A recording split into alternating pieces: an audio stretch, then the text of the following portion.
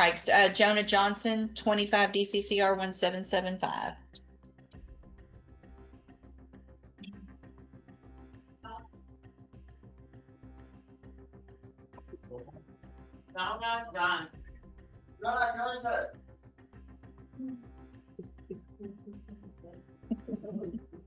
It's not going to take much for me today to lose my. I'm right on the verge. I am at my word limit. Good morning, Good morning. I have one witness in this case. Good morning. Are you Jonah Ray Johnson? Yes, Mom. And this is 25 DCCR 1775. Mr. Johnson is charged with aggravated assault with a deadly weapon. And Mr. Vasquez has filed a motion asking that I reduce Mr. Johnson's bond, which is currently set at $300,000 in that case. Are you calling your client? Yes, Your Honor. Mr. Johnson, best you can, raise your right Oh, hand. no, I'm sorry, Your Honor. I'm not. I'm calling my client's mom, Jacqueline Broussard. Ms. Broussard? Mr. Johnson, if you'll just come around just to the side, right there on the corner. Ma'am, if you'll come right over here, please. Good morning. And would you please raise your right hand? Do you swear or affirm the testimony you're going to give in this hearing will be the truth, the whole truth, and nothing but the truth? Thank you. You may proceed. Thank you, Your Honor. Ms. Broussard, state your name for the record, please. Jacqueline Broussard. And you've done this before, haven't you? Yes, ma'am. Oh, sir, I'm sorry. And you are Jonna's mom, correct? Yes. And the original bond back in September was $150,000. Wasn't that correct? Yes, sir. And what went wrong? What was the problem there? The ankle monitor. We thought it was broken, which we was led. That was, we called Johnny, and Johnny told us to come in, which we had been talking with Johnny for 2 weeks. But like I say, Johnny said come in, and something was going on with the monitor, and we also was a payment behind. Okay. But we let me interrupt. I'm sorry. Go ahead. That's all right. The bondsman said the defendant has failed to pay for the GPS device. It wasn't charged. He will not respond to surety's attempt to reach him. He cannot be located. Surety feels like his bond is at risk. Now, you disagree with that, right? Yes, sir. The bond was never at risk. No, sir. Jonna lives with you? Yes, sir. You live in Beaumont? Yes, sir. With your husband? Yes, sir. And how many people live in that house? Me, my husband, my oldest son, and Jonna. And how long have you been in that home? Over 5 years. And the four of you lived there? Yes, sir. Was Jonah working when all this happened? Yes, sir. Where was he working? He was working for Jefferson nursing home. Say again? Jefferson. What was he doing? He was working in the kitchen. And how long did he have that job? You recall? I think he had just received that one over there. Maybe 6 months. I'm not. Yeah. Because he just got hired out over there. And he's 18? Yes. He lives with you. He's not. Is he a flight risk? No, sir. He's not. Are you worried about him taking off or running No, off? sir. I'm not. And you wouldn't waste your money if you. No, sir. I wouldn't. What bondsman have you talked to? I had talked to a professional with Kenya, and I had talked also with Lisa. Which bondsman was this back in September? I think that was Ella. That was Ella. Uh-huh. Is that who you're talking to now? Yes, one of them, yes. And what have your conversations been like with them? They just ready for me to get in touch with them, see if they're not gonna be reduced. Like they said, one text me this morning. Have you talked to them about what amount you would want that you're trying to get reduced to? What would be reasonable? At least 100,000. We had talked on that. Well, it was 150,000 back then. Yes, sir. So it's not really realistic that that the court would drop to 100,000 now. Mm-hmm.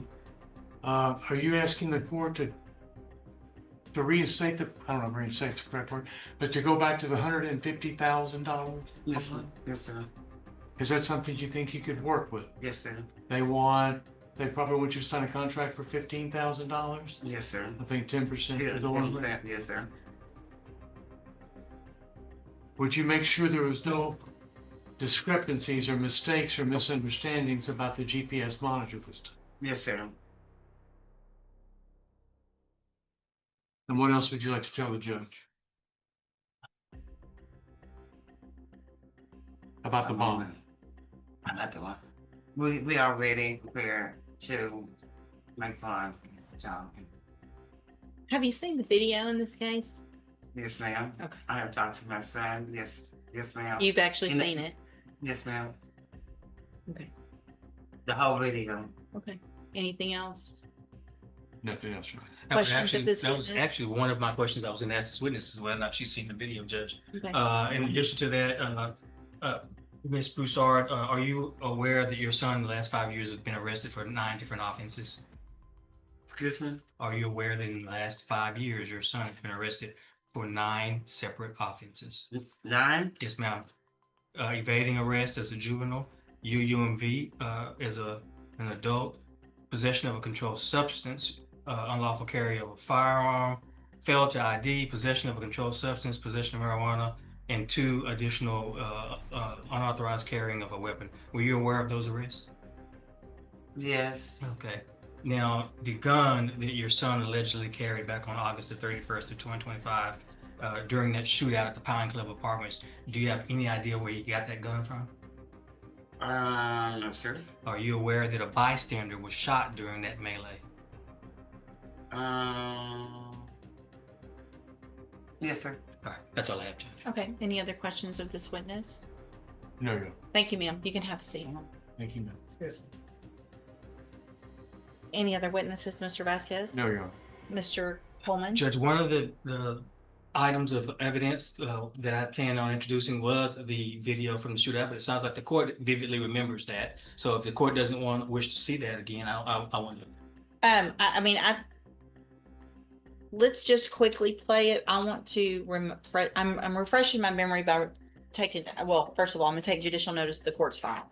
I have reviewed the probable cause affidavit, which is what reminded me of the facts of the case. And I guess it was the other It was the case that co-defendant. we had a bond hearing on. Yes, Is yeah, that yeah. correct? Well, no, I take it back. It was this defendant when he was represented by Brittany Holmes, if I'm not mistaken. So I've had a bond hearing, watched the video on this case. Yes, Judge, if I'm not mistaken. In fact, when you look at my notes, yeah, that would have been January 13th of 2026. My notes include that there's a defense motion to reduce the bond. We argued, you heard evidence and testimony, and that you denied the motion back in January of this year.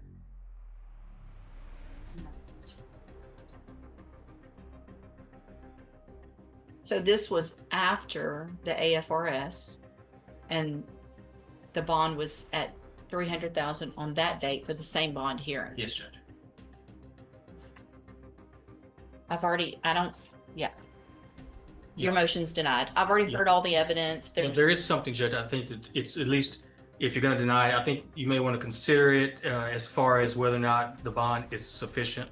As it states, it's just a 5-minute clip of Go ahead. a jail phone call that I've added subtitles to. If I could do that, I'm happy to bring my sponsored witness, but if you'll stipulate to it. No, I'm going to object to it to relevance. Your Honor. Bring your witness, please. Yeah. State calls Captain Michael Pond.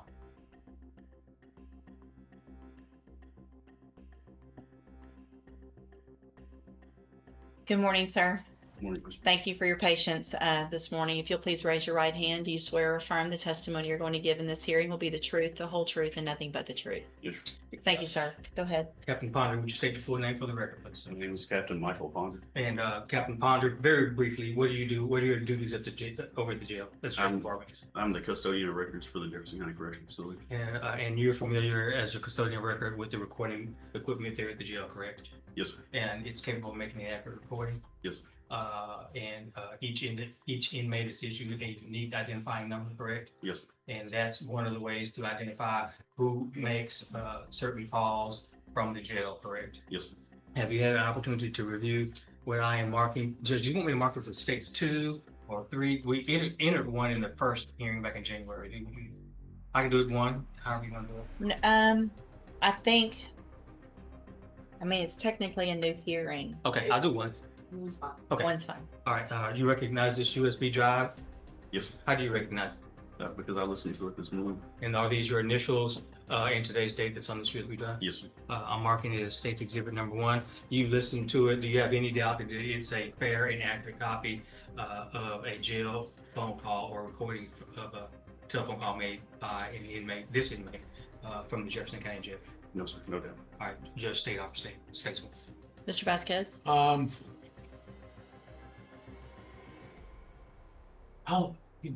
Good morning. Yes, sir. How long is this video? This is The an audio. recording, It's I'm sorry, the audio. It's about a 5-minute excerpt from a 14-minute and 20 some odd second phone call. Well, so it's been altered. It's been included, yes. Object to the alteration, Your Honor. Judge, what's on here is the original 14-minute long video as well as the shortened 5-minute video with the subtitles added. So the original's on here. Okay. And by the way, I gave it to Mr. Vasquez yesterday, and he's had a chance to preview it. States 1, with both, will be admitted. Permission to post, Judge? Yes. Judge, can I finish my objection? Sure. There's a object to the alteration, and then there's a transcription. I object to that as hearsay, where you give The subtitles. the subtitles of what you think they're saying. Do you disagree that the subtitles are correct with what you hear? I don't know, Your Honor. I just object to it being hearsay. How is it hearsay? The subtitles are on it to what it's someone has written in what they've transcribed the conversation to be. I object to that as hearsay. This is a sneaky but powerful courtroom battle right here. The defense objects to the subtitles on the jail call, basically arguing, that's your interpretation of what was said, but the judge shuts it down fast. Once the actual audio is admissible, subtitles often come in too, especially if the judge thinks they help clarify messy recordings. Mr. Coleman? Judge, if the audio is not hearsay, which is a statement made by a party opponent, then the subtitles are therefore not hearsay. Judge, it's I just, obviously will be able to listen myself, and your objection's overruled. It's admitted. permission to publish it. Yes, and that's both the excerpt as well as the entire. And thank you, Captain Ponder. Yes.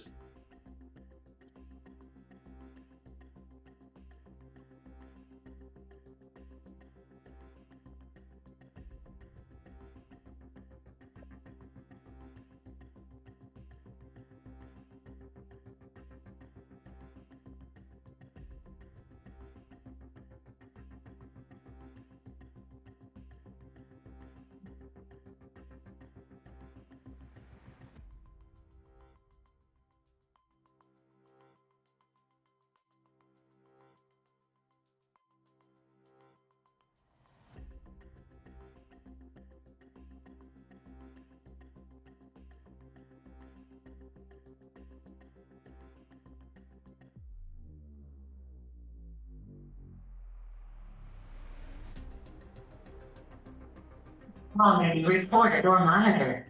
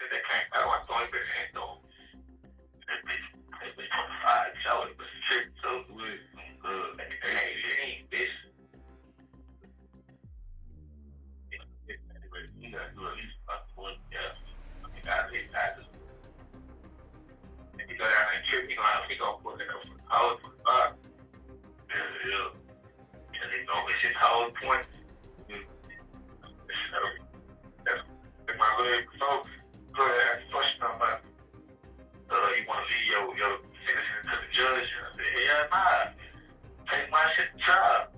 Take the shit. Then go out my voice with the governor. I seen all my evidence and shit.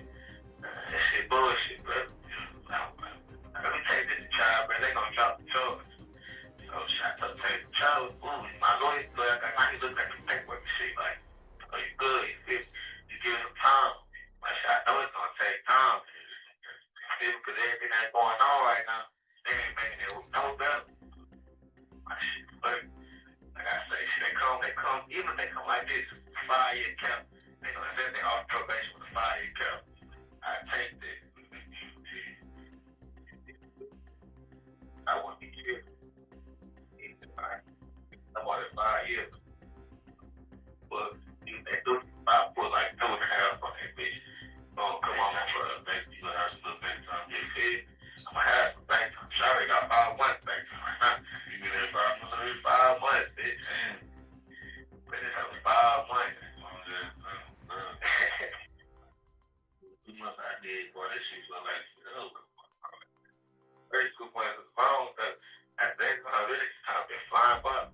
It is what you did in this morning, flying by. Wow. That shit. Very vicious. So I ain't.